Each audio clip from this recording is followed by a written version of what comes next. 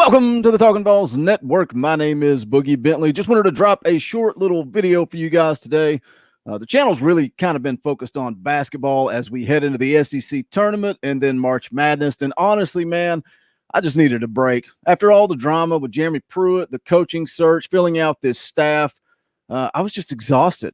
But I'm starting to turn the corner. I'm getting excited. We're getting geared up for spring practice, followed by the orange and white game, which they did announce is going to be on April 24th. So anyway, let's get into it. As always, guys, help me out. Go ahead and smash that thumbs up. It's just below the video here. Hit that little thumbs up. It helps the channel. It plays into that magic YouTube algorithm that nobody can explain, but it does help. It recommends our videos out to more Tennessee fans. So we would greatly appreciate it if you could hit that thumbs up and go ahead and subscribe to the channel so you don't miss out when we go live. Speaking of going live, we did that last night. I decided to watch the press conference where Josh Heupel introduced the defensive staff with you guys. Kind of did a little live reaction to it. But the thing coming out of that press conference, what everybody is talking about today is this. And this article is from Rocky Top Insider by Trey Wallace. Vols defensive assistants update status of To'o and Crouch. Says here, Tennessee head coach Josh Heupel introduced his defensive staff on Monday afternoon. One of the interesting questions to come out of today was the whereabouts of linebacker duo Henry T. and Crouch. The two linebackers who started last season for the Vols are in the transfer portal currently, and it sounds like that's where they might stay for the time being. To'o has been taking classes virtually over the past few months, while Crouch has actually been on campus. When Heupel first took the job at Tennessee, Crouch was part of the workouts leading up to spring practice, but this no longer seems to be the case. Yeah, that's the confusing thing to me, because look, we've been talking about it for weeks on this channel. We never really expected Henry T to come back, especially after the comments made by his dad. You know, we should have just gone to Alabama. Well, go to Alabama. You know, don't tell me about it. Don't sit around and waste my time. Just go to Alabama. Crouch, on the other hand, is a little bit more of a surprise because, you know, from what I understood, he was gonna come, you know, go through spring practice, get to know this coaching staff, and we've actually seen him in a lot of the team workout videos that Tennessee's social media has been putting out. So it kind of comes as a surprise to me, but it's very, very telling the way the rest of this thing plays out and the words that were said during the press conference yesterday. It says here, we don't have a timeline on those guys. This is Tim Banks again during the press conference. They are not here, obviously, at this point. So we're super excited about the guys that are here in the program and that are working. It's not lost on this staff what having the duo could mean for the defensive unit, but they can no longer worry about if a player is going to show up or not. I don't like that. That's what I don't like about this new one-time transfer rule, the transfer portal. It's all about entitled kids, me. It's all about them. It's not about Tennessee. When did it stop being about Tennessee?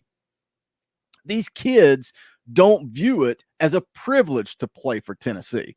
And they should. They should. It is a privilege to play inside of Neyland Stadium. It is a privilege to wear that power tee. But that's just not the world we live in anymore. And it starts with recruiting. When these coaches are calling these kids and telling them how much they need them and how great they are. And most of these guys have heard it their whole life, all through middle school, high school, getting special attention, getting special privileges. Well, the privilege should be to play for the University of Tennessee. The privilege should be to put on that helmet with the power tee. That was a little bit of a rant there, but you know, it's so frustrating. It's all about me. And again, I know it's 2021. It's the world we live in, but let's continue the article. It says here, we're just over 2 weeks away from Tennessee taking the field for spring practice. And if those two wanted to be part of this team, then they'd still be here. There's no sense in begging them to return. It's about finding the right players to fill their shoes. Well, what shoes are needed to be filled? Well, when you look at it, Henry T., he led the team with 76 tackles in 2020. And Crouch, I believe, was third on the team. He had 57 tackles. After that, Jeremy Banks had 28 for the inside linebacker position. So behind those three guys, you're losing your top tackler, your third leading tackler, and then Jeremy Banks comes in with 28. After that, no other inside linebacker on the roster had double-digit tackles last season. So you're losing your two starting inside linebackers. The rest of the article goes on to say, either way you slice it, the new staff has somewhat moved on with the group they have in front of them. If Crouch were to return, then that would be great for the unit, blah, blah, blah. That's basically the article.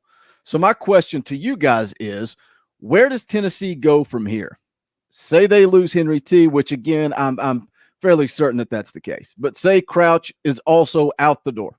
Out the door. Playing at Tennessee doesn't mean anything to these guys. Where do they go from here? Well, you're going to have Jeremy Banks back. You could also look at sophomore Aaron Beasley. Both those guys will be back this year. But also, I want to take a look at this guy, and that is Aaron Willis. And Willis was, as of now, the top player signed by Tennessee this past season. Inside linebacker, has a real opportunity here. A lot of hype behind this guy.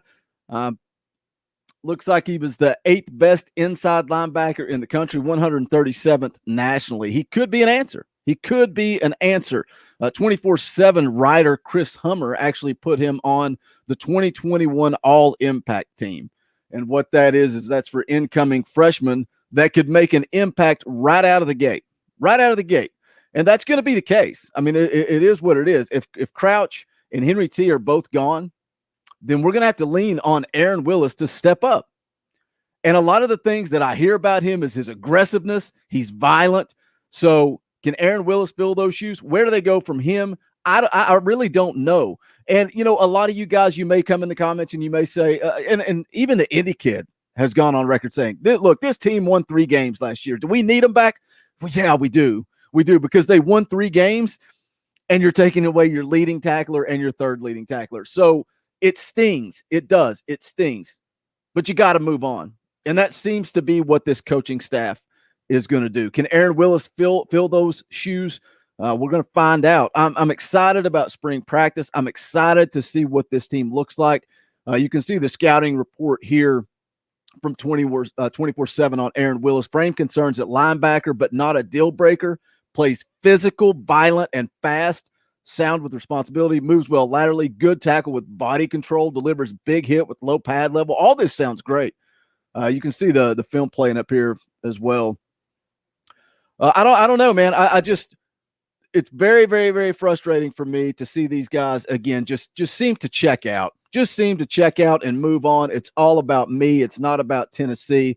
You know, the words that everybody loves to throw around is VFL, Vol for life. I mean, we've all heard it. Are you a Vol for life? Really? Are you?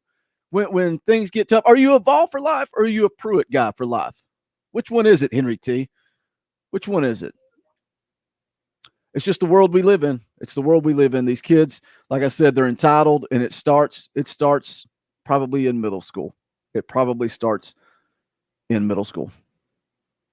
Do me a favor again, smash that thumbs up on the way out the door. Would greatly appreciate that. We're going to have more coverage coming soon. With spring practice firing up, we're going to try to do some practice reports and just keep you guys in the loop. Probably do a few live streams as well. But we appreciate you checking out the channel, supporting the channel. Make sure you hit the thumbs up. Make sure you're subscribed. I think the Indy Kid is going to drop a video later today breaking down the SEC bracket for tournament play for the basketball team. So make sure you check that out. And also pick up any Talkin VAWLS merchandise. The link is in the description below. It's bonfire.com/store/Talkin VAWLS.